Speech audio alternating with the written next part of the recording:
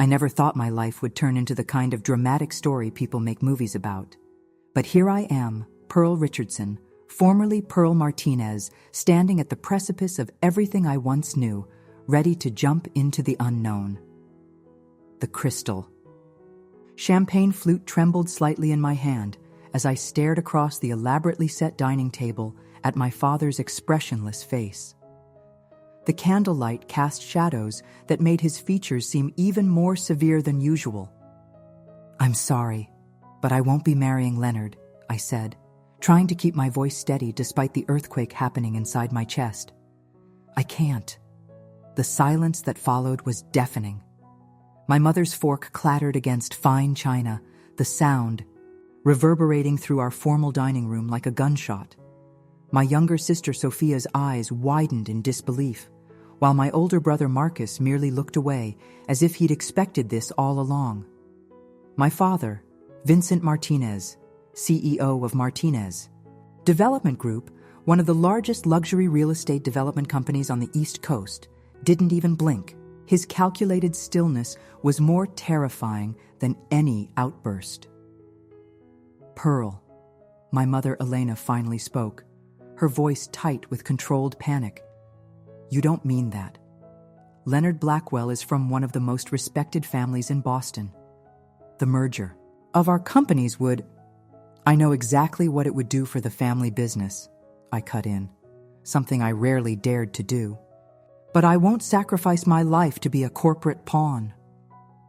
My father's hands, weathered from years of climbing from construction worker to construction magnate, slowly formed fists on the table. "This is about that inventor, isn't it?" The way he said inventor made it sound like criminal. I thought of Daniel, his passionate eyes when he talked about sustainable architecture, his laughter when we stayed up all night drafting impossible dreams, the gentle way he held my hand like it was something precious.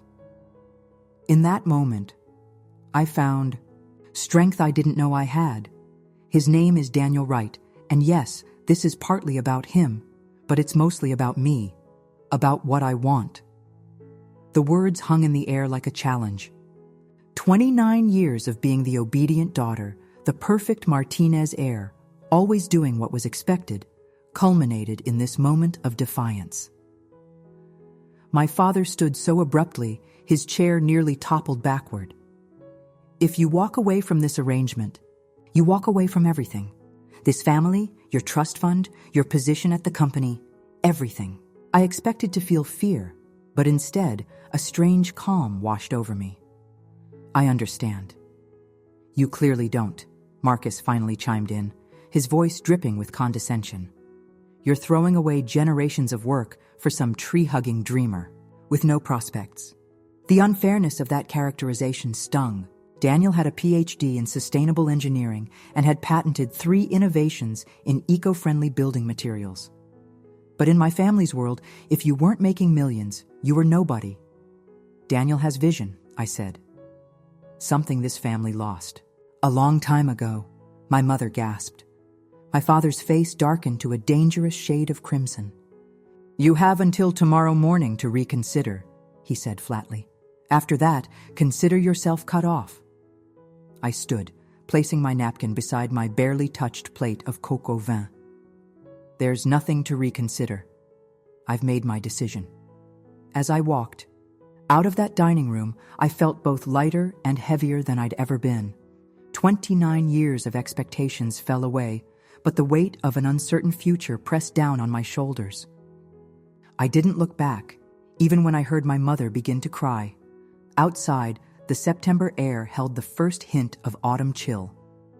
I pulled my cashmere wrap tighter around my shoulders and fished my phone from my clutch. Daniel answered on the first ring. "How did it go?" His voice was warm with concern. "About as well as we expected," I said, surprised by the steadiness in my voice. "I'm coming home." Home. Not the mansion I'd grown up in, but Daniel's modest apartment where we'd been secretly building our life, together for the past 8 months.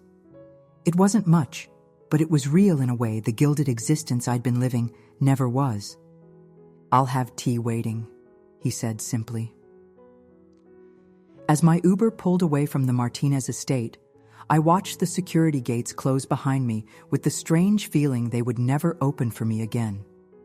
The life I knew was over. But somehow, that thought didn't terrify me as much as it should have. Instead, I felt something unexpected stirring in my chest. Hope. The next morning, I woke to sunlight streaming through uncovered windows. Daniel's apartment didn't have the heavy silk drapes that had shielded my childhood mornings from early light. Here, the sun demanded to be acknowledged, much like the reality of my new circumstances. Daniel was already up, hunched over his drafting table in the corner of our small living room, pencil moving with precision across paper. I watched him for a moment, taking in his concentrated expression, the way his dark curls fell across his forehead, the simple gray t-shirt that hung loosely on his frame. He wasn't conventionally handsome like Leonard with his gym-sculpted physique and tailored suits, but Daniel possessed something far more compelling, authentic passion. "Morning," I said, my voice still rough with sleep. He looked up, and his face transformed with a smile that made my heart skip. "Hey there, revolutionary," I groaned, flopping back onto the pillows. "Don't remind me. I still can't believe I did that." The bed dipped as he sat beside me, his hand finding mine. "I can. You've been building up to this for years, Pearl. I'm just sorry it had to come to an ultimatum." The events of last night replayed in my mind. They'll follow through, you know. My father doesn't make empty threats. Daniel's thumb traced circles on my palm, a grounding gesture he'd often used during moments when my anxiety spiked. "I know. Are you having second thoughts?" I considered the question seriously. Was I? The prospect of being cut off from my family, fortune was daunting. I'd never lived without the safety net of Martinez money. My job at the family company had been secure since birth. My apartment, my car, even my wardrobe, all facilitated by family wealth. "No," I finally said, surprising myself with the conviction in my voice. "No second thoughts, but I am terrified." "That's allowed," Daniel said with a gentle smile. "Bravery isn't the absence of fear, it's moving forward despite it." I rolled my eyes. "Save the inspirational quotes for your TED Talk, right?" He laughed, pulling me up. "Come on, I made coffee and we need to make a plan." In the kitchen, a tiny galley affair, nothing like the expansive chef's kitchen I'd grown up with, Daniel poured me coffee in a chipped mug with a faded MIT logo. "No bone china here." "So," he said, leaning against the counter, "worst case scenario, they cut you off completely." What does that mean exactly? I took a sip of coffee, letting its bitterness wake me fully. "They'll freeze my trust fund, which I can't access until I'm 35 anyway, unless they approve the expenses. I'll lose my position as sustainability director at MDG. I'll probably have to surrender my leased company car. My apartment is in my name, but it's in a building owned by Martinez subsidiaries, so they could make things difficult." Daniel whistled low. "Your father doesn't mess around. He built an empire from nothing. He doesn't tolerate perceived weakness." I said, a lifetime of lessons in my father's business philosophy surfacing automatically. "Standing up for yourself isn't weakness," Daniel countered. My phone chimed with a text. I hesitated before checking it, half expecting a final ultimatum from my father. Instead, it was from Sophia. "Tell me you're okay." I texted back quickly, "I'm fine, with Daniel. Don't worry." A moment later, "Dad's furious. He's already called Leonard." My stomach clenched. I'd been so focused on my family's reaction that I hadn't fully considered Leonard's. We weren't in love. Our relationship had been more business arrangement than romance, but his pride would be wounded. "Problems?" Daniel asked, noticing my expression. "My father's already informed Leonard," I said. "I should have called him myself." "You still can." I shook my head. "It's too late now. The damage is done." I set my phone down decisively. "Let's focus on our plan. I have savings separate from my trust fund. About $200,000.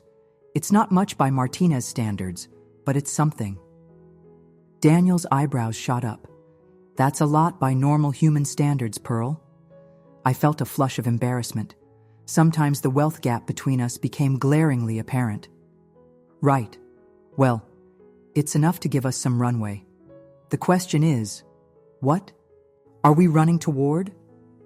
Daniel's eyes lit up, the same expression he wore whenever he talked about his innovations. Remember what we discussed last month?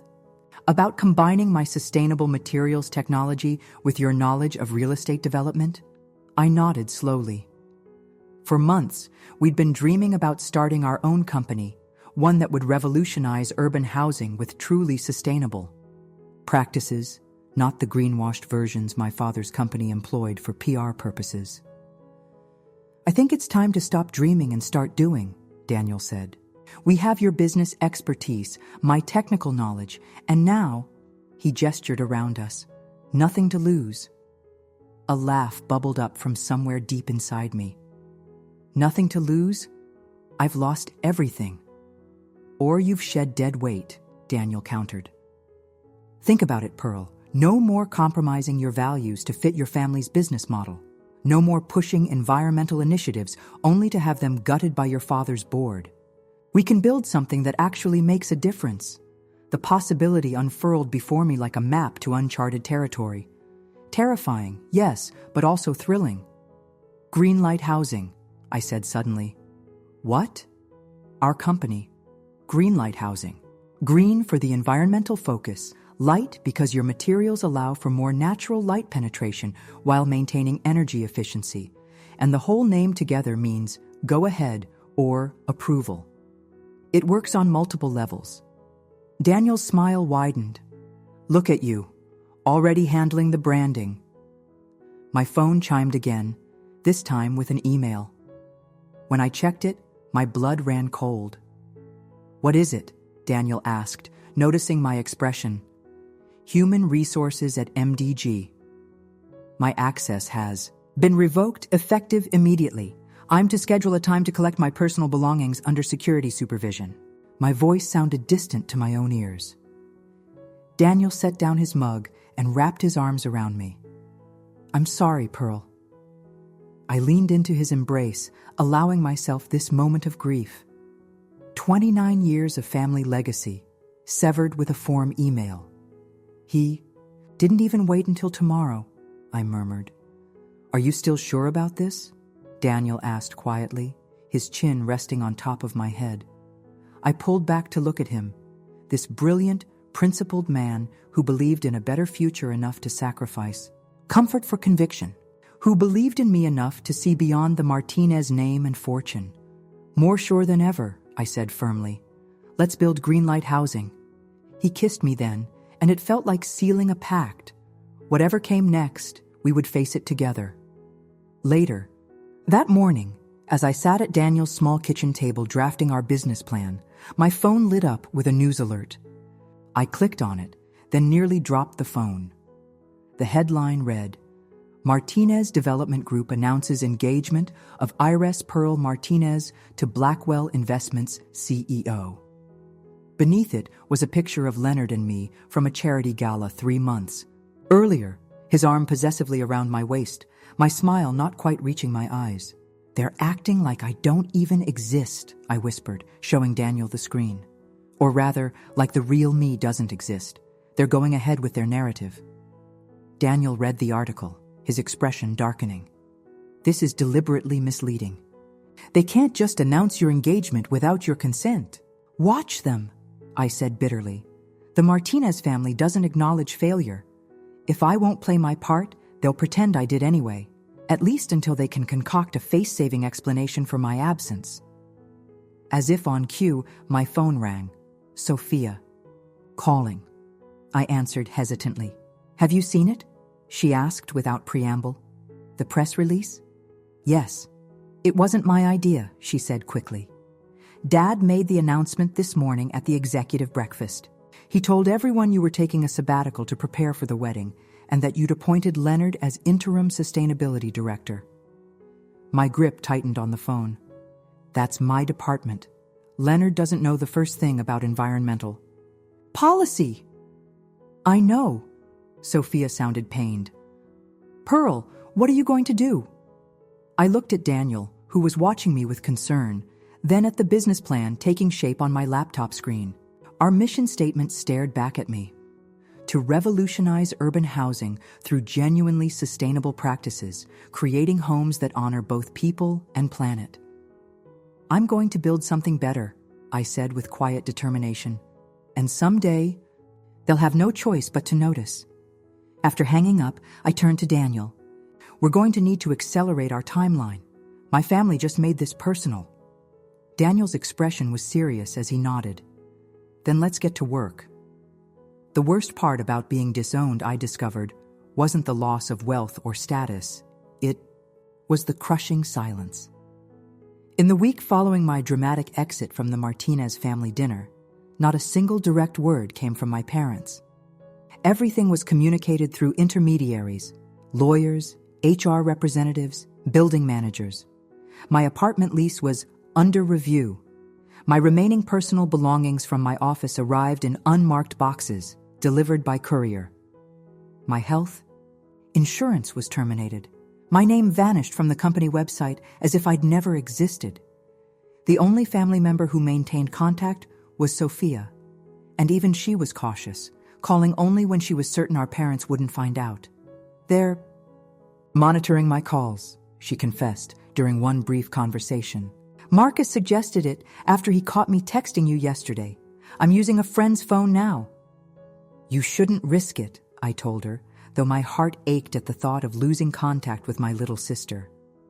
I don't want you to face their wrath, too. Don't be ridiculous, she said with a dismissive tone that reminded me painfully of our mother. I'm not cutting off my sister because Dad's pride is wounded. Besides, someone needs to keep you informed. And inform me she did. Apparently, my father had constructed an elaborate explanation for my absence. I was taking time in Europe to plan the wedding while simultaneously overseeing a special sustainability project for MDG's international division.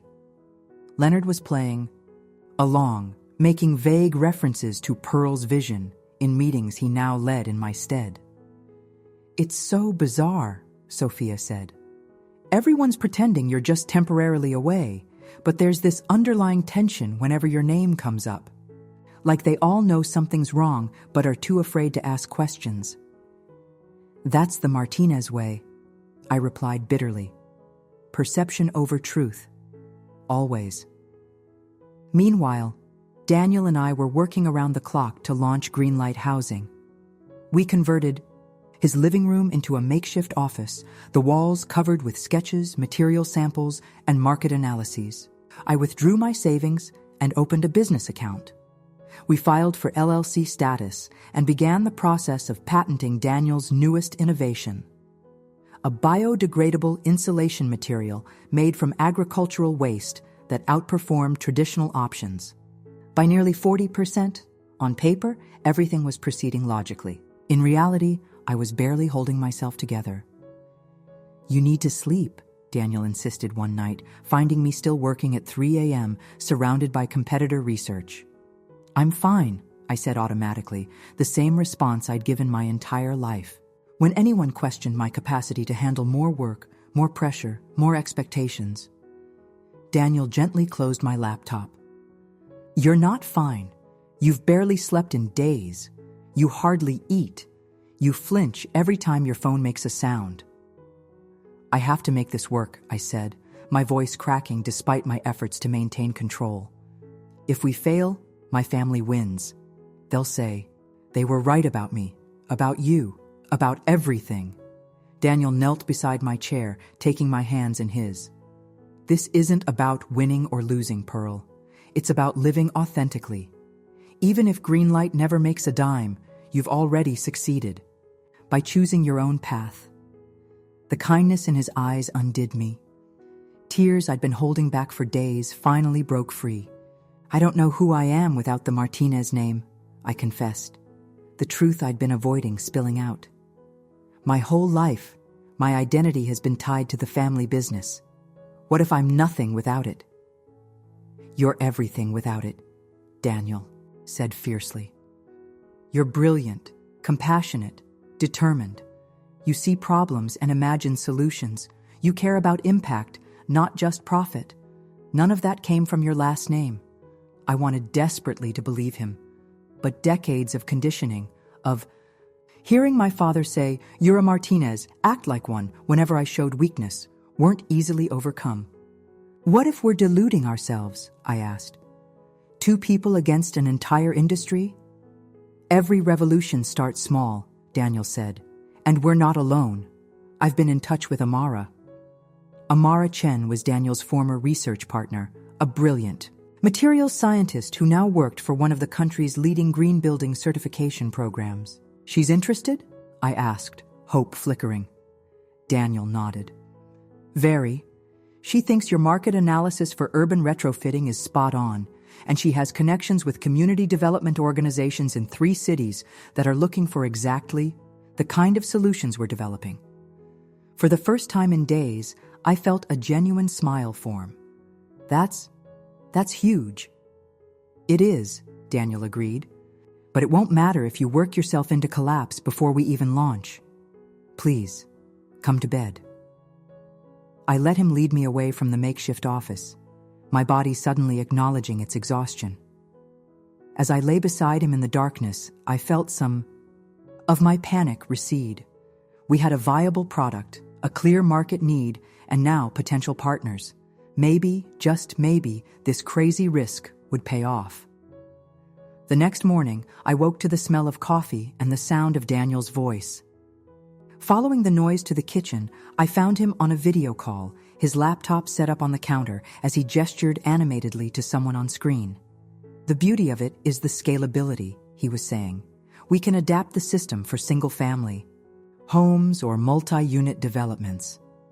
I hung back, not wanting to interrupt, but Daniel spotted me and waved me over. Perfect timing, he said. Amara, this is Pearl. Pearl, meet Amara Chen, the best materials scientist I know and potentially our first strategic advisor. On screen was a woman about my age with a sharp bob and intelligent eyes behind distinctive red glasses. Nice to finally meet the business brain behind this operation, she said. Daniel's been singing your praises. All deserved, Daniel assured her. I've been reviewing your projections, Amara continued, addressing me directly. Your cost analysis for implementing the integrated systems is impressively thorough. Most tech people underestimate the practical market constraints. Coming from someone of Amara's reputation, this was high praise indeed. Thank you. I've spent years watching promising environmental initiatives fail because their proponents couldn't translate innovation into viable business models. At Martinez, development, you mean? Amara asked, and I tensed automatically. Yes, I acknowledged. There was no point hiding my background. A simple Google search would reveal my connection to MDG. I'm familiar with their sustainability claims, Amara said, carefully. Let's just say I've always found them aspirational rather than actual. I couldn't help but laugh at the diplomatic understatement. That's one way to put it. Another would be deliberately misleading marketing without substantive implementation. Amara's expression shifted to one of appreciation. Refreshing honesty. That's rare in your industry. Former industry, I corrected. I'm no longer affiliated with MDG. Something in my tone must have communicated the gravity of that statement, because Amara gave me a considering look. Their loss, clearly. Listen, I'm meeting with the Urban Community Development Coalition next week. They're looking for innovative housing solutions for their Boston revitalization project. Would you be interested in presenting a preliminary proposal? My heart raced. Absolutely. How preliminary are we talking? Concept stage is fine. They're still in the exploration phase, gathering ideas before they finalize their RFP requirements. I glanced at Daniel, who looked as excited as I felt. This was exactly the kind of opportunity we needed, a chance to get our foot in the door with a credible community organization. We'll have something for you by Monday, I promised. After the call ended, Daniel pulled me into a celebratory hug. See, The universe rewards courage. I laughed against his shoulder. I think the universe rewards having brilliant friends with industry connections, but I'll take it. We spent the weekend refining our presentation, focusing on how green lights approach could transform urban renovation projects. Daniel explained the technical aspects of his innovations in accessible language, while I handled the economic and implementation sections. By Sunday night, we had a compelling presentation that highlighted both the environmental benefits and the cost-effectiveness of our system over a 5-year timeline. Monday morning, just as we were doing a final review before sending the deck to Amara, my phone rang with an unfamiliar number. Pearl Martinez? A crisp, professional voice asked when I answered. Yes, I said cautiously, noting their use of my family name rather than my preferred Richardson. This is Carolyn Weber from Blackwell Investments Legal Department. We're sending you a cease and desist letter regarding your unauthorized use of proprietary information from Martinez Development Group in your new venture. My blood ran cold. Excuse me? We have reason to believe you've misappropriated confidential business strategies and client information from your former employer to benefit your startup, Greenlight Housing. Mr. Blackwell has asked me to inform you that both MDG and Blackwell Investments will pursue all available legal remedies if you continue. That's absurd, I said, struggling to keep my voice steady. I haven't used any proprietary information. Our business model is completely different from MDG's approach. The letter details our specific concerns, she continued as if I hadn't spoken. You'll receive it by courier this afternoon. I suggest you retain legal counsel promptly. The call ended, leaving me staring at my phone in shock. What is it? Daniel asked, alarmed by my expression. Leonard's company is sending a cease and desist. They're claiming I stole confidential information from MDG. My hands had begun to shake. This is my father's doing. He's using Leonard to try to shut us down before we even start. Daniel's face darkened with anger. That's ridiculous. We haven't done anything wrong. It doesn't matter, I said, my mind racing through the implications. Even if their claims are baseless, fighting them will drain our resources. That's the strategy. Death by litigation. It's a tactic my father has used before against competitors. We need a lawyer, Daniel said, already reaching for his laptop. We need a miracle, I corrected grimly. Any decent attorney will require a substantial retainer, which will eat into our limited startup capital. Even if we win eventually, the legal battle could drag on for months or years. I sank onto the couch, the excitement of our progress evaporating. Just when we'd found our footing, my family had struck back, using their considerable resources to try to crush our fledgling venture. Daniel sat beside me, his expression determined. We're not giving up. I never said we would, I replied, a spark of defiance igniting within me. But we need to be strategic about this. My father thinks he's playing chess, but he's forgotten who taught me the game. I reached for my own laptop, opening a new document. Let's analyze exactly what they might claim and prepare our responses. Then we'll call Amara. She needs to know what she's potentially getting involved with. As we worked, a plan began to form in my mind. My father had always underestimated me, seeing me as the dutiful daughter rather than a strategic thinker in my own right. Perhaps it was time to show him just how much I'd learned watching from the sidelines all these years. The cease and desist letter arrived as promised that afternoon, thick with legal jargon, but essentially empty of specific allegations. They were fishing, hoping to intimidate us rather than presenting actual evidence of wrongdoing. This is actually good news, I told Daniel after reviewing it carefully. If they had anything concrete, it would be detailed here. So what's our next move? He asked. I thought about what my father would expect me to do. Panic, retreat, perhaps even come crawling back to the family fold seeking protection. The predictable response of a dependent daughter. We accelerate, I said decisively. We move forward with the Urban Coalition presentation. We reach out to other potential partners, and most importantly, we make this public. Daniel looked surprised. You want to publicize that we're being threatened with legal action? Not exactly, I said, a strategy crystallizing. I want to tell our story, the true story, about innovation being stifled by established interests, about sustainable solutions being suppressed by profit-driven conglomerates, about two people trying to make a difference despite powerful opposition. Understanding dawned in Daniel's eyes. You want to change the narrative? Exactly. My family controls the story right now. They're painting me as the ungrateful heiress and you as the unworthy boyfriend. But what if we flip the script? What if we become the underdogs fighting for meaningful change against corporate giants? It was risky, potentially burning bridges beyond repair, but those bridges were already in flames, and I was tired of playing defense. Let's do it, Daniel said, squeezing my hand. Where do we start? I smiled, feeling more like myself than I had in weeks. With the truth. Are you absolutely sure about this? Amara asked, her normally confident voice tinged with concern. We were sitting in a small cafe near her office. The Urban Coalition presentation materials spread between us, alongside the cease and desist letter. Going public against Martinez Development could close a lot of doors. Those doors are already closed to us, I said, stirring my untouched tea. My father made sure of that. It had been 3 days since receiving the legal threat.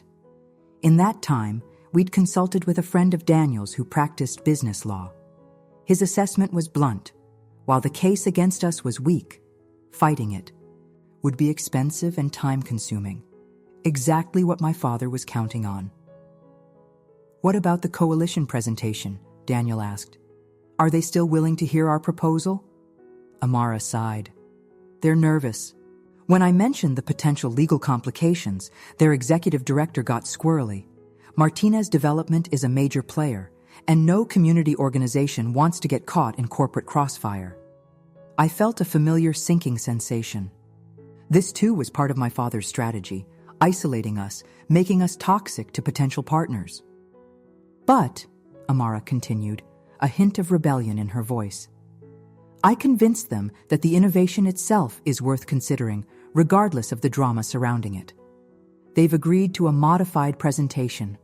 Technical aspects only, with me as the primary presenter rather than you two directly. Daniel and I exchanged glances. Not ideal, but better than nothing. Thank you, I said sincerely. I know you're taking a professional risk by associating with us right now. Amara waved this away. Please, the entire green building sector knows your father's sustainability initiatives are performative at best. If anything, breaking from MDG gives you more credibility with the people doing real work in this field. Her words were a balm to my bruised confidence. Still, we appreciate it. So what's this public strategy you mentioned? Amara asked, leaning forward with interest. I outlined the plan we'd developed, a combination of targeted media outreach and strategic social media presence, positioning Greenlight Housing as innovative disruptors being suppressed by established corporate interests. We're not naming names initially, I explained, just telling our story. Two entrepreneurs developing sustainable housing technology that challenges the status quo, facing opposition from unnamed industry giants. The David and Goliath narrative. Amara nodded approvingly. People love an underdog. Exactly. And if my father responds publicly, which his ego almost guarantees he will, it only amplifies our story. Daniel pulled out his tablet. We've already drafted our first LinkedIn article and prepared a press release for selected green technology and business innovation outlets. Amara reviewed the materials, occasionally nodding or making suggestions. This is good, she finally said. Balanced enough to seem professional rather than vindictive, but clear about the opposition you're facing. The question is timing, I said. If we do this before the coalition presentation, it could spook them further. If we wait too long, we lose momentum. After some discussion, we decided to move forward with the LinkedIn article immediately, followed by the press release the day after the coalition presentation. This would give Amara a chance to introduce our technology without the distraction of public controversy, while still maintaining our proactive stance. There's one more thing, Amara said as we gathered our materials to leave. The Northeast Green Building Conference is happening next month in Providence. I'm on the planning committee, and we had a last-minute cancellation for the Innovation Spotlight session. It would be the perfect platform to showcase your technology. My pulse quickened. The NGBC was one of the most prestigious sustainable building events in the region, attended by architects, developers, policymakers, and investors. That would be incredible. It's not confirmed yet, Amara cautioned. I need to run it by the committee, but it would be a powerful venue for your public debut, assuming you're ready for that kind of exposure. Daniel and I shared a determined look. We'll be ready, he assured her. That evening, I published our article on LinkedIn, Innovation versus Inertia, the Hidden Barriers to Sustainable Building. Without naming MDG directly, I detailed how established development companies systematically undermined genuine sustainability efforts in favor of more profitable, less impactful alternatives. I shared our vision for truly integrated eco-friendly housing and hinted at the resistance we were facing from industry leaders invested in maintaining the status quo. The response was immediate and overwhelming. By morning, the post had thousands of views and hundreds of comments, many from professionals within the building and environmental sectors, expressing similar frustrations with greenwashing in the industry. "Look at this," Daniel said excitedly, showing me his phone over breakfast. 3 reporters have already reached out asking for interviews. I scrolled through the notifications with a mixture of vindication and anxiety. We'd struck a nerve, clearly. But there was still no public response from my father or MDG. He's probably waiting to see if this gains traction or dies out, I mused. Classic Vincent Martinez strategy, assess before engaging. Later that day, Sophia called from her secret phone. "Pearl, what have you done?" she hissed without preamble. "I take it Dad saw my LinkedIn post?" "The entire executive team is in emergency meetings. Leonard is furious. He's saying you violated confidentiality agreements and demanding legal action." A knot formed in my stomach, but I kept my voice steady. I didn't share any confidential information. Everything in that article is either public knowledge or my personal perspective. That's not how they're interpreting it. Sophia sounded genuinely worried. "Pearl, they're talking about filing an injunction to prevent you from making any public statements about sustainable building practices, claiming it all stems from proprietary MDG research." The absurdity of this claim might have made me laugh if the implications weren't so serious. "They can't possibly think that would stand up in court." "It's not about winning in court," Sophia said, echoing my earlier assessment to Daniel. "It's about draining your resources and scaring off potential investors or partners." "I know the playbook, Soph. I watched Dad execute it enough times." "This is different," she insisted. "It's personal for him now. You've embarrassed him publicly, something he never forgives." I thought of all the times I'd seen my father systematically destroy competitors who dared challenge Martinez Development's dominance. His reputation for ruthlessness was well earned. "Be careful," Sophia added. "And maybe consider a compromise before this gets even uglier?" The suggestion sparked an unexpected anger in me. A compromise? Like what? Crawling back and marrying Leonard? Abandoning Daniel and everything we're building? That's not a compromise, Sophia. That's surrender. "I just don't want to see you hurt," she said in a small voice. My anger deflated. "I know, I appreciate you looking out for me, but I've made my choice." After we hung up, I relayed the conversation to Daniel, who listened with growing concern. "Maybe we should consult with our lawyer again," he suggested. "If they're seriously considering an injunction..." "It's a scare tactic," I said with more confidence than I felt. "They're hoping I'll back down at the threat, show that I'm still the obedient daughter at heart." But privately, I worried. My father had nearly limitless resources to wage this battle, while our fledgling company was operating on my savings and a prayer. How long could we really hold out against the Martinez machine? The answer came sooner than expected. The following morning, as Daniel and I prepared for Amara's presentation to the Urban Coalition, my phone lit up with a news alert. Martinez. Development announces major sustainable housing initiative. The accompanying press release detailed MDG's plans to launch a new division focused exclusively on eco-friendly urban housing solutions, with Leonard Blackwell named as director.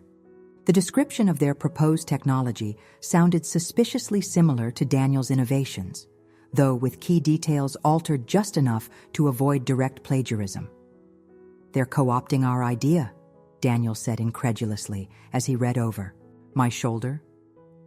"How can they do this? My designs aren't even public yet." "The broad concept is similar, but they don't have your specific technical innovations," I said, scanning the details carefully. "They're announcing an intention, not an actual product. It's a preemptive strike, trying to position themselves as the established leader in a space we're just entering." Daniel paced the small apartment, running his hands through his hair in frustration. "This is theft, intellectual theft." "It's business as usual for MDG," I said grimly. "When they can't buy something, they replicate it and use their market position to dominate." I expected to feel defeated, but instead, a strange calm settled over me. This desperate move confirmed what I'd suspected. My father was genuinely threatened by what we were building. He wouldn't bother with these tactics if he didn't see Greenlight as a legitimate competitor. "This changes our approach to the coalition," I said, my mind racing ahead. "Amara needs to emphasize that our technology is already developed and tested, not just conceptual. We have a substantial head start on implementation." Daniel stopped pacing to look at me. "You're not discouraged by this?" "Discouraged? No. This is validation." I stood up, energized by the challenge. "My father thinks he's beating us to market, but he's underestimating how far along we actually are. He doesn't have the technology yet, just the announcement. That gives us a window." Daniel's expression shifted from anger to cautious optimism. "What are you thinking?" "I'm thinking we accelerate again. Push for that spot at the Green Building Conference. Prepare a full product launch. Beat them to implementation while they're still figuring out how to deliver on their hasty promises." A slow smile spread across Daniel's face. "Fighting fire with fire."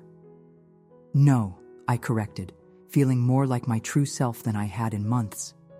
"Fighting fire with innovation. That's the one area where they can't match us. They don't have you." The Urban Coalition presentation that afternoon went better than we could have hoped. Amara masterfully presented our technology, emphasizing its readiness for implementation and the verified performance metrics from Daniel's laboratory testing. When questions arose about the similar initiative announced by Martinez Development, she calmly noted the difference between announcing an intention and having a market-ready product. Greenlight's system can be implemented in projects breaking ground this year, she stated confidently. Other approaches are still in the conceptual phase. By the end of the presentation, the coalition representatives were visibly impressed, their earlier hesitation replaced by genuine interest. They requested a follow-up meeting with the full Greenlight team, including Daniel and me, to discuss potential pilot implementation in their Boston project. It was our first real victory, and it came just when we needed it most. To Greenlight's future, Daniel toasted that evening, raising a glass of inexpensive champagne in our small kitchen. To fighting back, I added, clinking my glass against his. We had a long way to go, but for the first time since walking out of my family's dining room that fateful night, I felt truly confident in our path forward. My father had taught me that business was war, a lesson I'd always found distasteful. But if war was what he wanted, I was finally ready to engage on my own terms. The week before the Northeast Green Building Conference was the most intense of my life. Daniel and I worked around the clock to perfect our presentation, refine our prototype displays, and prepare responses to expected questions about our technology's implementation. Amara had secured us not only the innovation spotlight session, but also a small demonstration booth in the expo area, prime real estate for networking with potential partners and investors. Meanwhile, Martinez Development continued its aggressive campaign to position itself as the leader in sustainable urban housing. My father gave interviews claiming MDG had been developing these technologies for years as part of their long-term sustainability strategy. Leonard appeared at community forums presenting conceptual renderings of eco-friendly developments that bore a striking resemblance to sketches Daniel and I had drafted months earlier. "How are they doing this?" Daniel asked one evening, visibly distressed after seeing yet another MDG press release. "They don't have the technology, the materials, or the implementation strategy. It's all smoke and mirrors." "Welcome to high-level corporate development," I said grimly. "It's about perception first, product second. They're establishing market position before they actually have something to sell. But won't people see through it eventually?" "Eventually, yes. But by then, MDG will have secured contracts, partnerships, and funding. They'll buy themselves time to either develop competing technology or acquire someone else's." I'd seen this playbook executed numerous times during my years at the company. Can they really get away with this? Daniel looked deeply troubled, placed a hand on his shoulder. "Not this time, because this time they're up against us." Despite my confident words, I was growing increasingly concerned about our financial situation. The legal fees from consulting our attorney, combined with the costs of preparing for the conference and our normal living expenses, had depleted my savings faster than anticipated. If we didn't secure investment or a major contract soon, we'd be in serious trouble. I hadn't shared the full extent of our financial precarity with Daniel. He was focused on perfecting the technical aspects of our presentation, and I didn't want to add financial stress to his plate. Instead, I quietly began selling my designer clothes and jewelry, remnants of my previous life that now seemed absurdly frivolous. Each item represented another week of runway for Greenlight. 2 days before the conference, as I was photographing a Cartier watch for an online consignment site, my phone rang with a call from my brother Marcus, the first direct contact from any family member besides Sophia since the night I'd walked out. I hesitated before answering, my thumb hovering over the screen. What could he possibly want now? "Hello, Marcus," I said cautiously. "Pearl." His voice was as cool and controlled as ever. "We need to talk." "We're talking now. In person. It's important." I laughed without humor. "I'm a bit busy preparing to be sued by our father and his business partner." "That's why we need to talk," Marcus said, an unusual urgency breaking through his typical reserve. "I may be able to help resolve this situation before it escalates further." My suspicion immediately flared. "Why would you want to help me? You've been Dad's loyal executor in all this." "Because despite what you might think, I don't enjoy watching my sister and my father destroy each other in public." He sighed, a rare display of genuine emotion. "Look, I'm at Regent's downtown. I can have a car pick you up. 1 hour of your time, that's all I'm asking." I considered refusing out of principle, but curiosity won out. What game was Marcus playing now? "I'll meet you, but I'll provide my own transportation," I said firmly. "And I'll give you 30 minutes, not an hour." "Fine. I've reserved a private dining room. Come through the service entrance if you're worried about being seen." The fact that he anticipated this concern irritated me. "I have nothing to hide, Marcus. I'll use the front door like everyone else." 30 minutes later, I walked into Regent's, an exclusive restaurant I'd frequented in my previous life, but hadn't visited since the split with my family. The maitre d' recognized me immediately, his professional composure slipping momentarily, to reveal surprise. "Miss Martinez," he recovered quickly, "your brother is waiting for you in the maple room." "It's Miss Richardson now," I corrected, using Daniel's surname as I had been professionally since launching Greenlight. The name change had been both practical, distancing myself from the Martinez brand, and symbolic of my new life. The maitre d' blinked but nodded. "Of course. This way, Ms. Richardson." Marcus stood as I entered the private dining room, looking impeccable as always in a tailored suit that probably cost more than Daniel's and my rent. His expression was unreadable as he gestured for me to sit. "You look well," he said, which was generous considering the dark circles under my eyes from weeks of stress and overwork. "What do you want, Marcus?" I asked, skipping the pleasantries. He signaled to a hovering waiter, who poured wine without asking if I wanted any. "I want to offer you a way out of this mess." "I'm not interested in surrender terms," I said flatly. "Not surrender. A compromise." He took a deliberate sip of wine. "Father is willing to drop all legal actions against you and Wright if you agree to certain conditions." Despite myself, I was curious. "What conditions?" "First, you stop all public communications, implying MDG's sustainability initiatives are inadequate or insincere. Second, you delay your product launch by 18 months to allow for further testing and refinement. Third, you consult with MDG's new Sustainable Housing Division on implementation strategies, with appropriate compensation, of course." I stared at him, momentarily speechless at the audacity of these demands. "So basically, be quiet, stand down, and hand over Daniel's technology? That's not a compromise, Marcus. That's a hostile takeover," he shrugged. "It's a reasonable offer given the circumstances. You get to continue your work without legal interference, and MDG benefits from Wright's innovations.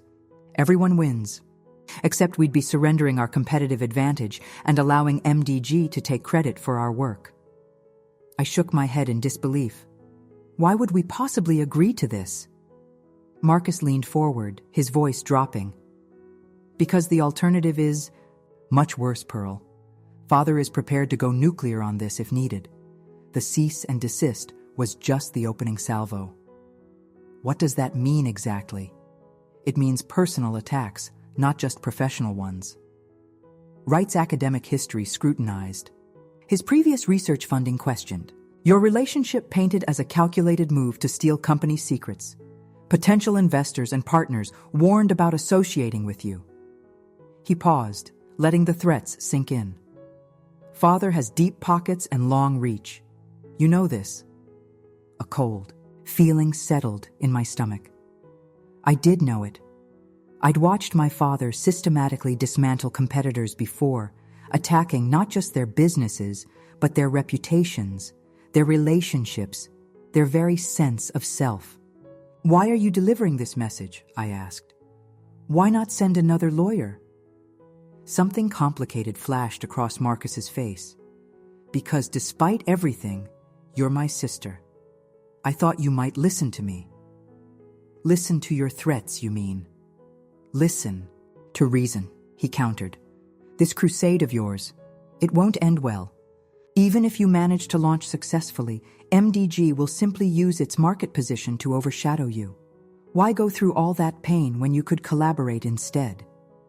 I studied my brother, trying to gauge his sincerity. Marcus had always been harder to read than Sophia, more guarded with his true thoughts. "Is this offer coming from Dad or from you?" I asked finally. He hesitated just long enough to answer my question before saying, "From the company." "I see." I stood, leaving my wine, untouched. "Tell our father that Greenlight Housing respectfully declines his offer. We'll see MDG at the Green Building Conference." Marcus didn't rise. "You're making a mistake, Pearl." "No," I said with quiet conviction. "For the first time in my life, I'm not making the mistake of compromising my values for family approval." "Goodbye, Marcus." As I turned to leave, he called, "After me." He'll interpret this as a declaration of war. I paused at the door. "It's not war, Marcus. It's independence. There's a difference." Outside, my hands shook as I called for a ride. Despite my brave words, Marcus's threats had rattled me. My father obviously saw us as a legitimate threat if he was willing to go to such lengths to suppress us. but the personal nature of the threatened attacks was disturbing, even for him. When I arrived back at the apartment, Daniel was immersed in final adjustments to our presentation slides. He looked up with a smile that quickly faded when he saw my expression. "What happened?" he asked, immediately setting aside his computer. I relayed the entire conversation with Marcus, watching Daniel's expression shift from concern to indignation to determination. "They're scared," he concluded when I finished. "They wouldn't make these threats if they weren't afraid of what we're about to do." "They're also dangerous," I countered. "My father doesn't make idle threats. If we go forward, we need to be prepared for things to get ugly." Daniel was quiet for a moment, considering. "It's your call, Pearl. This is your family, your former company. If you want to accept their terms—" "I don't," I said firmly, surprised by the immediacy of my response. "I'd rather fail on our own terms than succeed on theirs." His face broke into a wide smile. "That's my girl." I moved to embrace him, drawing strength from his unwavering support. "Let's make these next 2 days count. The conference is our moment to show what green light can really do." The day of the conference dawned bright and clear, a perfect New England autumn day. As Daniel and I loaded our display materials into a rented van, I felt a strange mix of terror and exhilaration, the same feeling I'd experienced walking out of my family's dining room that fateful night, but amplified tenfold. Ready to change. "The world?" Daniel asked, offering his hand. I took it, squeezing firmly. "Ready." The Providence Convention Center buzzed with activity, hundreds of professionals from across the building and design industries networking in the vast, light-filled lobby. As Daniel and I navigated through the crowd toward the exhibition hall, I was acutely aware of the glances and whispers following us. Our LinkedIn article and subsequent press coverage had made us minor celebrities in sustainable building circles, a fact that filled me with equal parts pride and anxiety. "Pearl Richardson?" A woman in a sleek business suit approached, hand extended. "I'm Delia Washington from EcoStructure magazine. We featured your article in our newsletter last week. I'd love to get a few quotes about your technology for our conference coverage." Before I could respond, another person joined us. "And I'm Raj Patel, Green Building Certification Institute. Very interested in your insulation innovation. Is it ready for certification review?" Suddenly, we were surrounded by curious professionals, all asking questions about Greenlight's technology and approach. Daniel fielded the technical inquiries with easy confidence, while I handled the business and implementation questions. Despite my nerves, I found myself falling into a natural rhythm. This was the part of my previous job I'd always excelled at, communicating complex concepts in accessible terms.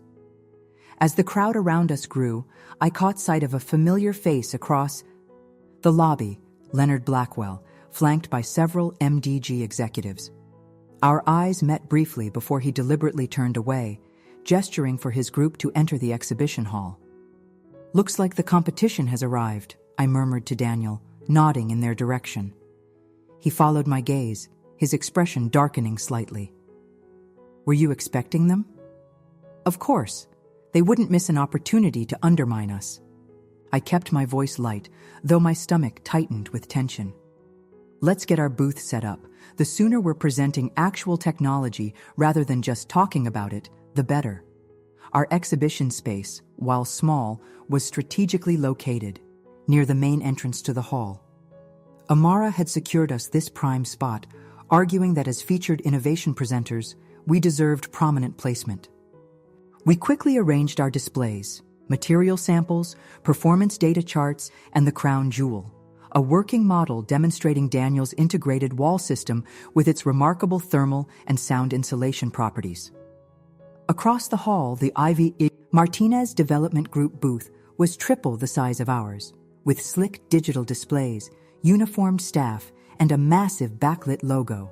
But I noticed with satisfaction that while they had impressive visuals, they lacked actual product samples, further evidence that their sustainable housing initiative was more concept than reality. "They're all sizzle, no steak," Daniel commented.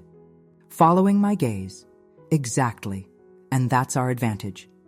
As the exhibition officially opened, attendees began flowing through the hall. To my surprise and delight, our modest booth quickly became one of the most visited. Daniel's hands-on demonstrations of the material properties drew consistent crowds, with architects and engineers particularly fascinated by the innovative use of agricultural waste products in the insulation. The performance metrics are extraordinary. One building scientist commented, examining our data. How did you achieve this R value with biodegradable materials? Daniel launched into an explanation of his molecular restructuring process, his passion evident in every word. I watched him with pride, noting how effectively he communicated complex concepts without talking down to his audience. From the corner of my eye, I spotted a man in an expensive suit lingering at the edge of our group, taking notes. He wasn't wearing a conference badge, which immediately raised my suspicions. When he noticed my attention, he quickly moved away, disappearing into the crowd. I think we're being monitored, I murmured to Daniel during a brief lull. He raised an eyebrow. MDG? Most likely. Gathering intelligence. Daniel shrugged, unperturbed. Let them look. Everything we're showing is either patent pending or already public knowledge. His confidence reassured me. We had nothing to hide, while MDG was essentially running an elaborate bluff, promising technology they didn't yet possess. As the morning progressed, our momentum continued to build. We collected dozens of business cards from interested parties, including representatives from 3 major developers looking for sustainable options for upcoming projects. Several investors expressed interest in learning more about Greenlight's funding needs. Even a few policymakers stopped by, curious about how our technology might fit into new green building regulations being considered in various Northeast states. By lunchtime, I was riding a wave of cautious optimism. We were making connections, generating buzz, and most importantly, establishing Greenlight as a legitimate player with real solutions, not just concepts. How are you holding up? Amara asked, joining us at our booth with coffee and sandwiches. You've been swarmed all morning. It's been incredible, I admitted, gratefully accepting the food. I hadn't realized how hungry I was until that moment. Far better response than we anticipated. Word spreading about your presentation this afternoon, Amara said. The conference director told me they've had to move it to the main hall to accommodate interest. Daniel nearly choked on his coffee. The main hall? That seats what, 500 people? At least, Amara confirmed with a grin. Congratulations, you're the talk of the conference. As if to underscore her point, my phone buzzed with a notification. A new article from Green Building News titled, Greenlight Housing Emerges as Surprise Star at NGBC. Showing it to Daniel and Amara, I laughed in disbelief. This is surreal. 24 hours ago, I was selling my watch to extend our runway. Daniel's head snapped up. You were what? I winced, not having meant to reveal that particular detail. Just some creative financing, nothing to worry about. His expression made it clear we'd be discussing this later, but before he could respond, his attention was drawn to something, or someone, approaching our booth. Incoming, he muttered, subtly nodding toward the aisle. I turned to see Marcus striding purposefully toward us, looking every inch the Martinez development executive in. A perfectly tailored suit and trademark family confidence. Pearl, he greeted, pointedly ignoring Daniel and Amara. A moment? Amara glanced between us, clearly sensing tension. I should check on the main hall setup. See you both at 3. As she departed, I turned to my brother with forced pleasantness. Marcus, enjoying the conference? Cut the act, he said quietly. You know why I'm here. Actually, I don't. Our conversation at Regents seemed quite conclusive. Marcus's jaw tightened. Father saw the article that just dropped. He's not pleased with how this is unfolding. I can't imagine why, I replied, with feigned innocence. We're simply presenting our technology, as is MDG, free market competition at its finest. This isn't a game, Pearl. Marcus lowered his voice further, leaning in. He's authorized me to improve our offer. Full acquisition of Greenlight, with both you and Wright retained as consultants at substantial salaries. Your technology would become the foundation of MDG's sustainable division, with appropriate credit given. For a moment, just a moment, I was tempted. Such an offer would solve our financial challenges instantly and give Daniel's innovations the market reach only a company like MDG could provide. It would also restore my relationship with my family and provide a face-saving resolution for all parties. But then I looked at Daniel, who was watching this exchange with thinly veiled distrust, and remembered why we'd started Greenlight in the first place. It wasn't just about technology or market share or even family drama. It was about creating genuine change in an industry plagued by greenwashing and short-term profit motives. The answer is still no, Marcus, I said firmly. But thank you for the improved offer. It confirms we're on the right track. Frustration flashed across his face. You're being stubborn for no reason. This is a generous offer that benefits everyone. Except it would mean surrendering control of our vision, I countered. MDG doesn't care about genuine sustainability. It cares about the appearance of sustainability when it's profitable. That fundamental difference in values can't be resolved with acquisition offers. Marcus's professional mask slipped, revealing genuine anger. You think you understand the business better than Father? Than me? We've built MDG into an industry leader while you've been playing with your pet environmental projects. Those pet projects are now the talk of this conference, I pointed out. Perhaps I understand something you don't. He shook his head in disbelief.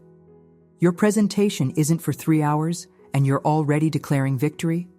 That's premature even for you, Pearl. Something in his tone set off warning bells. What does that mean? It means don't count your standing ovations before they happen. With that cryptic remark, he turned and walked away, leaving me with a growing sense of unease. What was that about? Daniel asked once Marcus was out of earshot. I'm not sure, I admitted. But I don't like it. It sounded like a threat. Daniel frowned. What could they possibly do? Our presentation is solid, our data is verified, and the audience is already primed to receive it positively. With my family, never assume there are limits to what they might do, I warned. Let's review everything again, just to be safe. We spent the next hour meticulously checking our presentation materials, ensuring all data was accurate and all claims properly substantiated. I couldn't shake the feeling that Marcus's visit had been more than just another acquisition attempt. He'd seemed too confident, too smug about our upcoming presentation. By 2:30, it was time to head to the main hall for setup. As promised, the space was massive, with seating for hundreds and a professional AV system far more sophisticated than we'd anticipated. Technicians helped us connect Daniel's laptop and test the displays, confirming that our material samples would be visible, even to those in the back rows via overhead cameras projecting to large screens. Nervous? Daniel asked as we watched the hall steadily filling with attendees. Terrified, I admitted, but also exhilarated. This is everything we've been working toward. He squeezed my hand. No matter what happens, I'm proud of what we've built together. The simple sincerity of his words steadied me. Whatever my family might attempt, they couldn't take away what Daniel and I had created. Not just a company or a technology, but a partnership based on shared values and genuine respect. At precisely 3 o'clock, Amara took the stage to introduce us. It's my pleasure to present this year's Innovation Spotlight session, featuring a breakthrough in sustainable building materials from Greenlight Housing. Please welcome co-founders Daniel Wright and Pearl Richardson. The applause as we walked on stage was enthusiastic, boosting my confidence as we took our positions. Daniel would handle the technical explanation of the innovation, followed by my overview of implementation, strategy, and market potential. Thank you all for coming, Daniel began, his voice steady despite the large audience. What we're presenting today isn't just an incremental improvement in sustainable building materials. It's a fundamental rethinking of how we approach residential construction. He launched into an explanation of his integrated wall system, which combined his breakthrough biodegradable insulation with specialized structural components that maximized energy efficiency while minimizing environmental impact. The audience was attentive, with many taking notes or photographing his detailed slides. When Daniel reached the section on performance metrics, comparing Greenlight's system to conventional methods, he clicked to advance to the next slide and froze. Instead of our carefully prepared chart, the screen displayed what appeared to be an internal MDG document with "confidential" stamped across the top. A murmur ran through the audience as Daniel stared at the screen in confusion. My stomach dropped. As I recognized what had happened, someone had altered our presentation file. "Technical difficulties," I said smoothly, stepping forward. I moved to the laptop, quickly closing the current presentation and opening our backup copy from my USB drive. But when I advanced to the performance metrics section, the same MDG document appeared. The murmuring in the audience grew louder. Spotted Marcus in the third row, his expression neutrally professional, but his eyes gleaming with satisfaction. This was the threat, a deliberate sabotage designed to make it appear we were using stolen MDG documents in our presentation, validating their claims of intellectual property theft. Daniel looked at me, panic in his eyes. I took a deep breath, making a split-second decision. We couldn't continue with the slides, but we could still control the narrative. "Ladies and gentlemen," I said clearly into the microphone, "it appears our presentation has been compromised. Rather than relying on slides, we're going to do something more direct." I gestured to our material samples arranged on a table at the side of the stage. "What matters isn't charts or graphs, but actual performance. Dr. Wright will now demonstrate the properties of our innovation directly, while I explain the real story behind what you're seeing on screen." Daniel, quickly catching on, moved to the demonstration table and began showing the material samples to the overhead camera. "The document you briefly saw," I continued, "appears to be from Martinez Development Group, my former employer and family company. For those who haven't followed the industry news, MDG recently announced a sustainable housing initiative remarkably similar to what Greenlight has been developing for over a year." Murmurs rippled through the audience again, but now with a different quality, interest rather than confusion. What you're witnessing is not a technical glitch, but the latest in a series of attempts to discredit our work and claim it as their own. MDG has threatened us with legal action, attempted to poach our technology through acquisition offers, and now apparently resorted to sabotaging our presentation to make it appear we're using their confidential information. I could see Marcus's expression darkening as I spoke. He hadn't expected me to address the sabotage directly. The irony is that MDG doesn't yet have the technology they're claiming to possess. What Daniel is showing you now, I gestured to where he was demonstrating the insulation's remarkable thermal properties using a heat lamp and temperature sensors, is a genuine innovation that exists today, not a conceptual rendering or a press release promise. To my surprise and relief, the audience seemed to be with us. Many were now filming Daniel's hands-on demonstration, visibly impressed by the real-time performance data. Greenlight Housing was founded on a simple principle: that sustainable building shouldn't be a marketing gimmick, but a fundamental approach to how we create homes. Everything we're presenting today is our original work, developed independently, and now patent pending. As I spoke, Amara quietly joined us on stage, bringing with her a portfolio of documentation, our patent applications, laboratory test results, and development timelines. She began distributing these to audience members, in the front rows who passed them back. "We invite your scrutiny," I continued. "Examine our materials, review our data, ask tough questions. Unlike some in this industry, we have nothing to hide and everything to prove."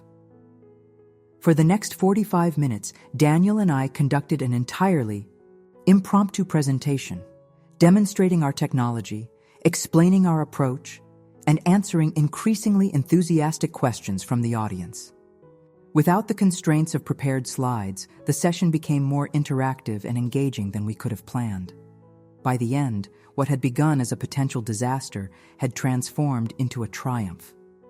The audience gave us a standing ovation, with many surging forward afterward to examine our materials more closely or leave business cards with requests for follow-up meetings. As the crowd around our demonstration table grew, I spotted Marcus slipping out a side door, phone all ready, pressed to his ear, no doubt reporting to my father that their sabotage attempt had backfired spectacularly. "That was incredible," Daniel said when we finally had a moment alone. "How did you know to pivot like that?" "Growing up Martinez, you learn to think on your feet," I said, still riding an adrenaline high. "Besides, they did us a favor. Nothing builds credibility like transparency in the face of underhanded tactics." Amara joined us, beaming. "You two are the stars of the conference now. The director wants to feature you in tomorrow's plenary session as well." "Really?" Daniel looked stunned. "Really? And that's not all." She lowered her voice, though her excitement was palpable. "Horizon Developments wants to meet with you tonight about implementing your system in their new Portland project. It's a 60-unit residential building, perfect scale for your first major installation." Horizon was one of the most progressive developers in New England, known for prioritizing genuine sustainability over greenwashing. A partnership with them would be the ideal launch platform for Greenlight. "Tonight?" I repeated, momentarily overwhelmed. 7:00 at the hotel restaurant, Amara confirmed.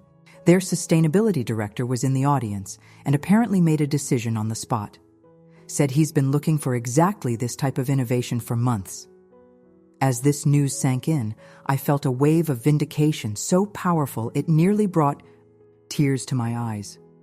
After all the threats, all the attempts to undermine us, all the sleepless nights wondering if we were deluding ourselves, here was tangible validation that our vision had merit. "We did it," I whispered to Daniel as we packed up our materials. "We actually did it." He pulled me into a quick embrace. "Professional setting be damned." "This is just the beginning," he said, his voice thick with emotion. "Just wait until they see what else we have planned." That evening, as we prepared for our meeting with Horizon, I received a text from Sophia. "Heard what happened. Marcus is furious, Dad oddly quiet. Be careful." I showed it to Daniel as we waited in the hotel lobby.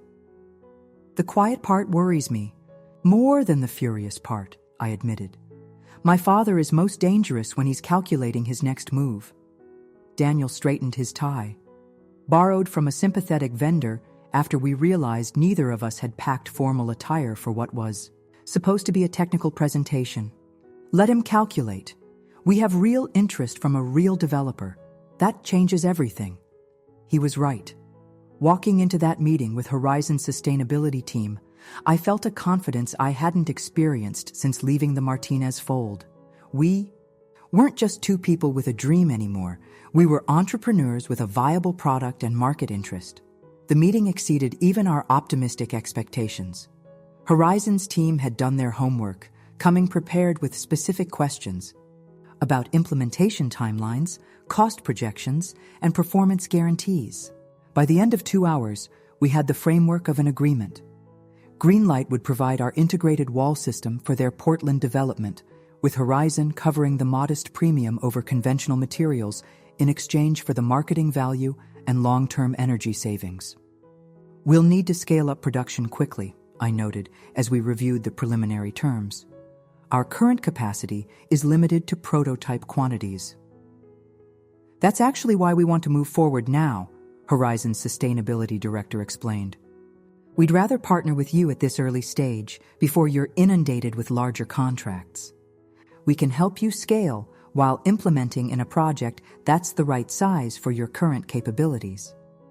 It was the perfect first client, understanding of our constraints while enthusiastic about our potential.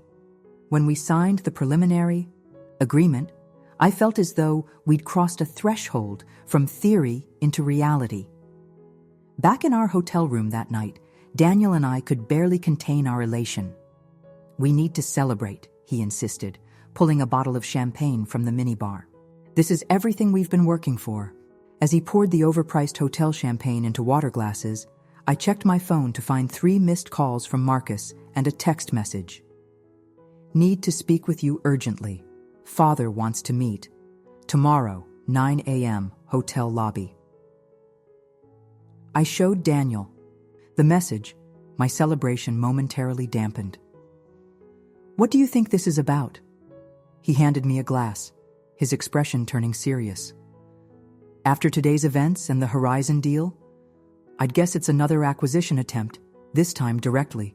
"From your father," I nodded slowly. "Most likely. With evidence that we have a viable business and market interest, our bargaining position is much stronger. Are you going to meet him?" I considered the question carefully. Part of me wanted to refuse out of principle, to make my father come to terms with the fact that I was no longer under his control. But another part recognized the potential strategic value in hearing what he had to say. "Yes," I decided finally, "but not alone. If he wants to talk business, he can talk to both founders of Greenlight Housing." Daniel clinked his glass against mine. "Partners in all things." "Partners in all things," I echoed, trying to focus on our victory rather than tomorrow's confrontation. But as I drifted off to sleep that night, I couldn't help wondering what my father was planning. Vincent Martinez never admitted defeat. He simply changed tactics until he got what he wanted. Tomorrow would show what those new tactics might be. The hotel lobby buzzed with morning activity, conference attendees checking out, business meetings forming in comfortable seating areas, staff efficiently managing the flow. I spotted my father immediately upon entering, his commanding presence drawing attention even among the crowd. He sat alone in a corner arrangement, his back to the wall, eyes surveying the space like a general assessing a battlefield. "Ready?" Daniel asked quietly as we approached. I nodded, squaring my shoulders. "Remember, we're negotiating from strength now." My father stood as we reached him, his expression neutral but evaluating. In the month since I'd seen him, he seemed to have aged, new lines around his eyes, a slight stoop to his always perfect posture. The realization that he was growing older sent an unexpected wave of emotion through me, which I quickly suppressed. "Pearl," he said, his voice as controlled as ever. His eyes flicked briefly to Daniel. "Mr. Wright. Daniel is my partner and co-founder," I said firmly. "Anything you have to say to me can be said to him as well." My father's mouth tightened slightly, but he nodded. "Very well. Please, sit." We arranged ourselves across from him, my hand finding Daniel's beneath the table. "I understand congratulations are in order," my father began, surprising me. "The Horizon contract is significant." "Thank you," I said cautiously, unsure where this was heading. "We're excited about the partnership. Horizon is a respected developer, small but innovative." He nodded, as if confirming his own assessment. "A good first client for Greenlight. His use of our company name, acknowledging its reality rather than dismissing it as my foolish side project, was another surprise." "I assume Marcus told you about yesterday's presentation," I said, deciding to address the sabotage directly. He did. My father's expression remained unreadable. An unfortunate technical issue, apparently. Daniel tensed beside me, but I squeezed his hand in warning. My father was baiting us, and engaging on the sabotage would only derail whatever conversation he actually wanted to have. "What can we do for you, Mr. Martinez?" Daniel asked, his tone professionally pleasant despite the circumstances. "I imagine you didn't request this meeting to discuss conference presentations." My father's gaze sharpened, reassessing Daniel with new interest. "Direct. I appreciate that in business." He leaned forward slightly. "I've been reviewing Greenlight's approach to sustainable urban housing. Your technology has merit." The admission, coming from Vincent Martinez, was equivalent to effusive praise from anyone else. "We think so," I agreed, maintaining my composure despite my surprise. "As do Horizon and several other potential partners we're in discussions with." My father nodded slowly. "The market is clearly receptive, which brings me to the purpose of this meeting." He extracted a slim folder from his briefcase and placed it on the table between us. "A proposal." I made no move to take it. "Another acquisition attempt?" "No." He pushed the folder closer. "A merger." Now I was genuinely shocked. Acquisitions were how Martinez Development Group expanded, absorbing smaller companies into the Martinez brand. Mergers, true mergers, were not part of my father's business vocabulary. "A merger," I repeated skeptically, "between MDG and Greenlight Housing." "With specific conditions," my father confirmed. "Open it." With reluctant curiosity, I pulled the folder toward us. Inside was a detailed term sheet outlining a proposed merger structure that was unlike anything I'd expected. Greenlight would become a separate division within a restructured Martinez Development Group, with Daniel as Chief Innovation Officer and me as, I blinked, certain I'd misread, Executive Chair of the entire company. "This can't be right," I said, looking up at my father in confusion. "You're proposing to make me chair of MDG?" "Executive Chair," he corrected.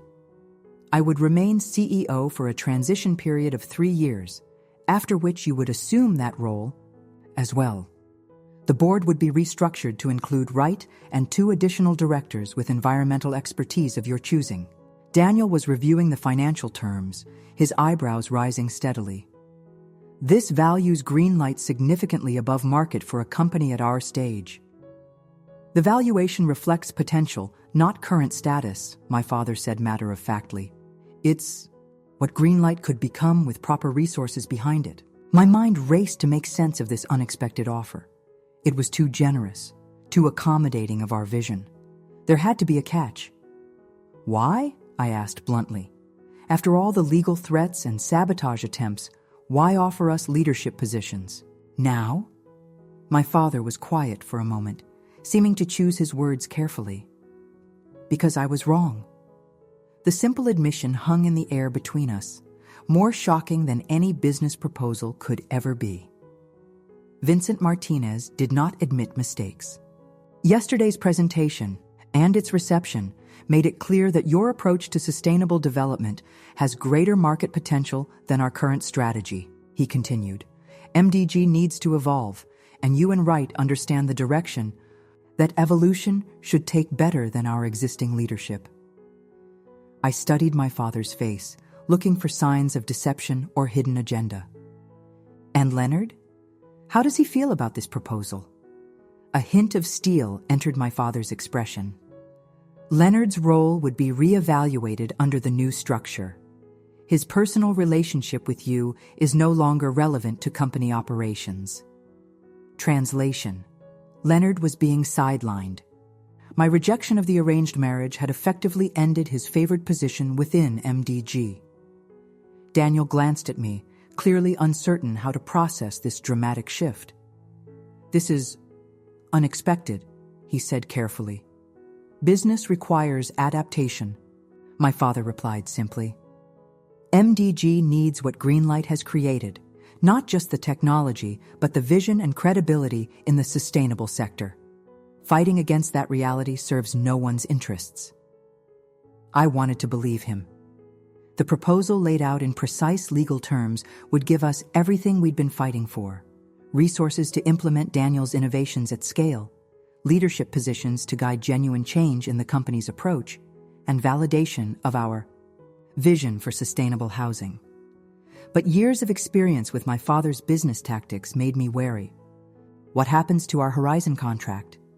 "Honored fully, with MDG resources available to ensure successful implementation," he answered promptly. In fact, the merger would allow for simultaneous implementation in 3 additional MDG projects, currently in planning stages. And our team would have full authority over these implementations? No watering down of standards for profit margin? The merger terms specify that the Greenlight Division maintains independent authority over environmental standards and implementation protocols, he confirmed, pointing to the relevant section in the document. I exchanged a long look with Daniel, communicating silently as we'd learned to do over months of partnership. The skepticism in his eyes matched my own, but I also saw cautious consideration. This offer, if genuine, would accelerate our impact beyond anything we could achieve independently in the near term. We would need time to review this properly, I said finally, with our attorney. My father nodded, unsurprised. Of course. Take the weekend. My lawyers are available for questions as needed. He stood, signaling the end of the meeting. One last thing, Pearl. Yes? Something unfamiliar crossed his face, a momentary softening that reminded me of rare childhood moments when he'd shown pride in my accomplishments.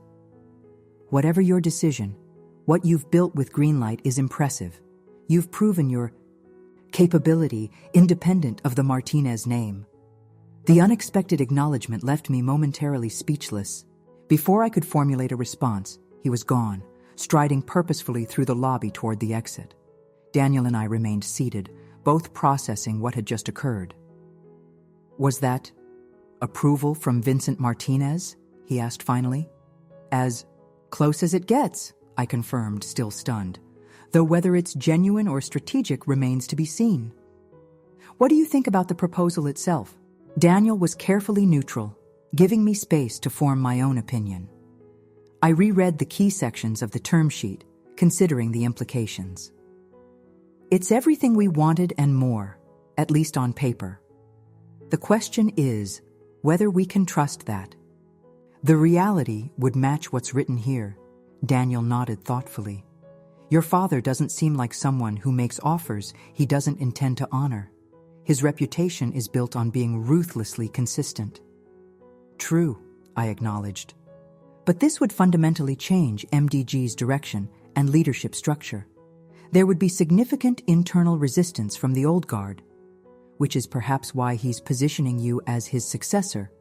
Continuity of the Martinez name while allowing for evolution of the company's approach. Daniel tapped the document thoughtfully. It's clever from a change management perspective. I couldn't deny the strategic elegance of the proposal. It addressed the company's need to evolve toward genuine sustainability while maintaining the family leadership that partners and investors valued.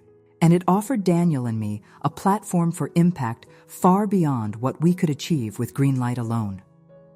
Let's get back to the conference, I suggested, tucking the folder into my bag. We have meetings scheduled all day with potential partners. Then tonight, we can review this properly and consult with our attorney in the morning. As we navigated the remainder of the conference day, my mind kept returning to my father's proposal. Each meeting with interested developers and investors only highlighted the potential advantages of the merger, the limitations of our small team and modest resources becoming increasingly apparent as interest in our technology grew. By evening, we had more potential contracts than we could possibly fulfill without significant expansion. A good problem to have, but a problem nonetheless. We would need to hire at least 15 people and secure manufacturing facilities within 60 days to meet this demand, I noted as we reviewed our notes in the hotel room that night. That's without even considering the horizon timeline. Daniel sighed, running a hand through his already disheveled hair. Capital raising would take months, even with the interest we're seeing, and scaling manufacturing for proprietary materials isn't straightforward. Whereas MDG already has construction facilities that could be modified, established hiring channels, and capital reserves for immediate deployment, I finished the thought. We were circling the same conclusion from different angles, both reluctant to be the first to say it aloud. Finally, Daniel looked at me directly. The merger would solve our scaling challenges overnight. But it's your family company, Pearl. This decision affects you differently than it does me. He was right. For Daniel, this was primarily a business decision, albeit one with profound professional implications. For me, it represented a complex reconciliation with my family and identity that went far beyond business considerations. What do you want to do? I asked him, genuinely curious about his perspective. He considered the question carefully. I want our technology implemented at scale, making genuine environmental impact. I want to maintain the integrity of our approach, no compromises on sustainability for short-term profit. And I want us to remain partners in whatever comes next. He took my hand gently. Beyond that, I trust your judgment on the Martinez side of the equation. His answer simplified something in my mind.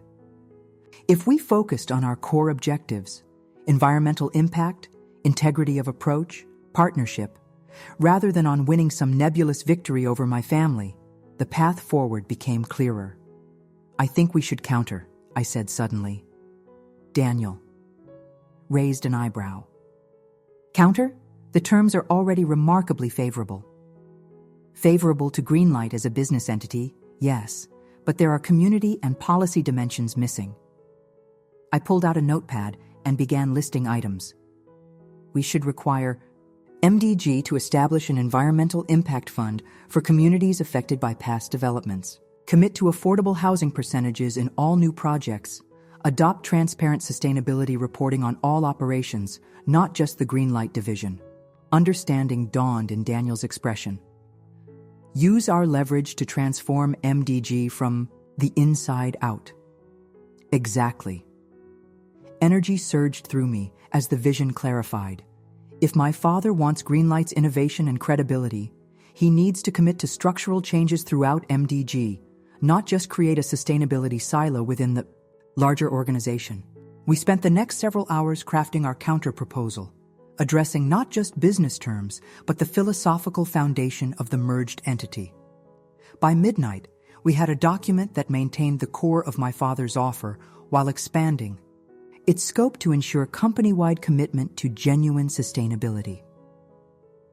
The next morning, after a brief consultation with our attorney, who expressed shock at both the original offer and our ambitious counter, we requested a final meeting with my father before departing Providence. He arrived at the designated time, alone again, but carrying a thicker briefcase than before.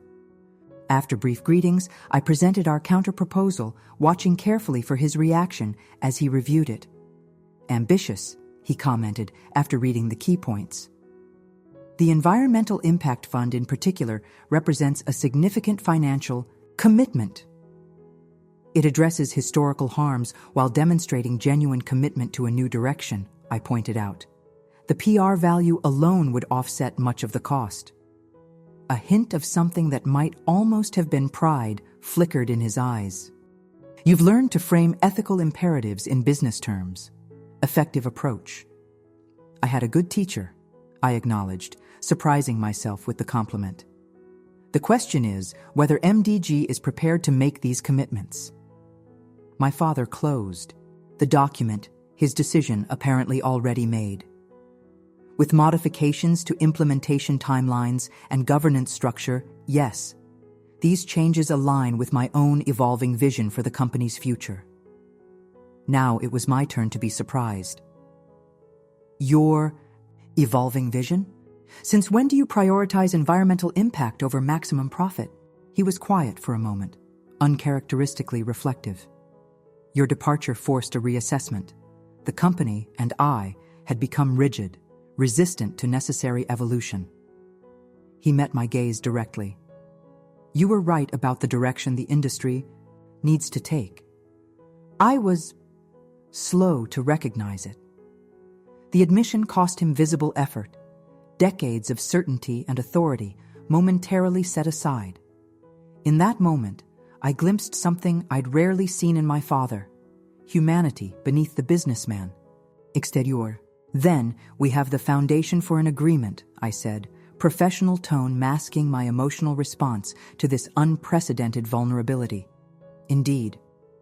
He opened his briefcase, extracting a bound document. My legal team anticipated your counter on several points and prepared this revised merger agreement overnight. Review it with your counsel, but I believe you'll find it addresses most of your concerns while maintaining practical implementation parameters. The thoroughness was classic Vincent Martinez, always one step ahead, even when appearing to concede ground. But as Daniel and I reviewed the document together, it became clear that this was a genuine synthesis of our positions, not a superficial accommodation. By the time we finished our detailed review with legal counsel that afternoon, we had reached a decision. The revised merger agreement, with a few additional clarifications, represented the best path forward for Greenlight's mission and technology. The formal signing took place 3 days later at MDG headquarters, with key executives and board members present. Leonard was notably absent, having apparently taken an extended business development trip immediately after the merger announcement.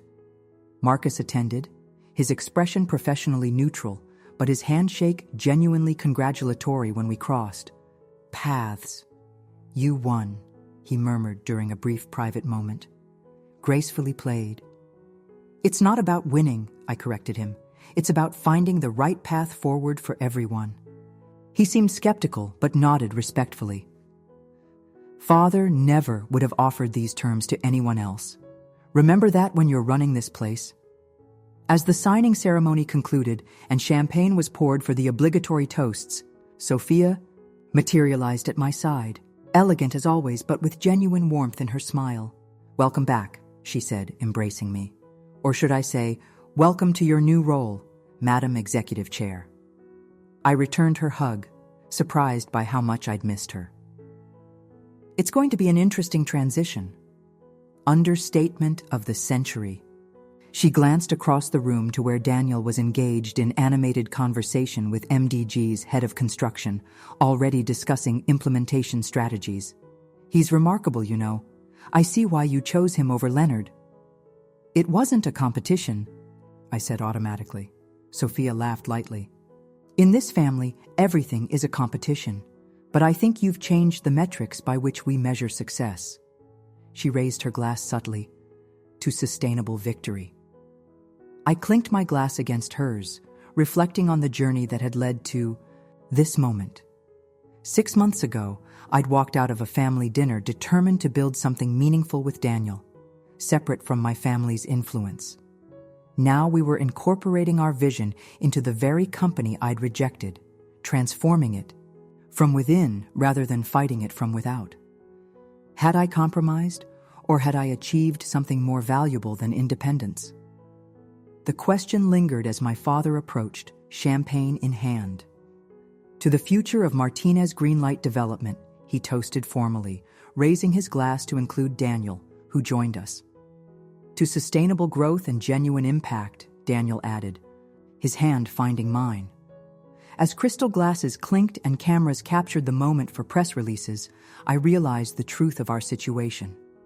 This wasn't surrender or victory. It was evolution. My family company was changing, and so was I.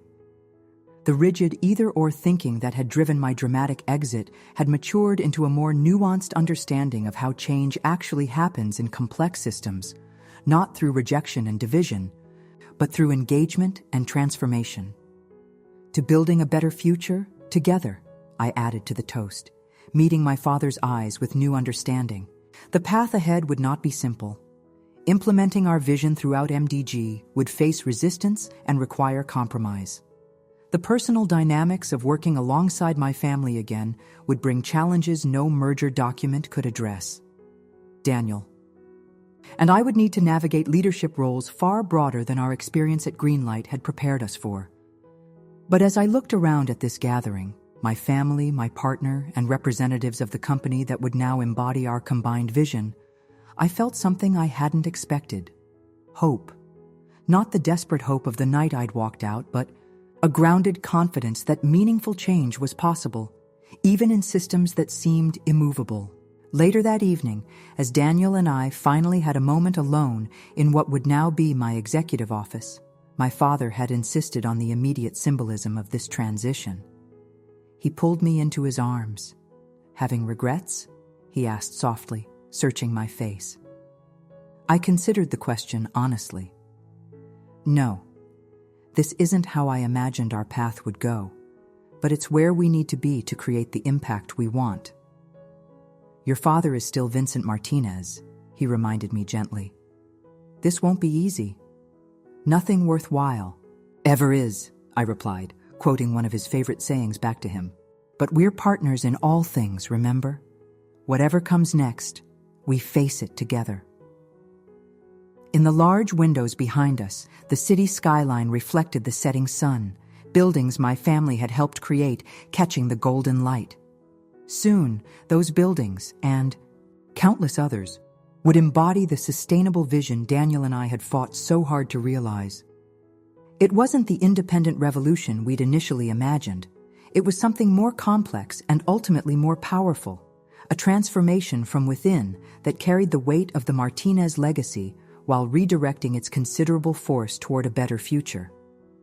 As Daniel and I stood together at the threshold of this new chapter, I felt the strands of my identity, daughter, partner, entrepreneur, leader, weaving together into something stronger and more authentic than I'd ever been before. Not Pearl Martinez or Pearl Richardson, but simply myself, a woman who had found the courage to challenge her family, the wisdom to recognize a viable path forward, and the love of a partner who valued her for exactly who she was. Whatever the future held, that hard-won self-knowledge would remain. And that, more than any business success or family reconciliation, was the true victory.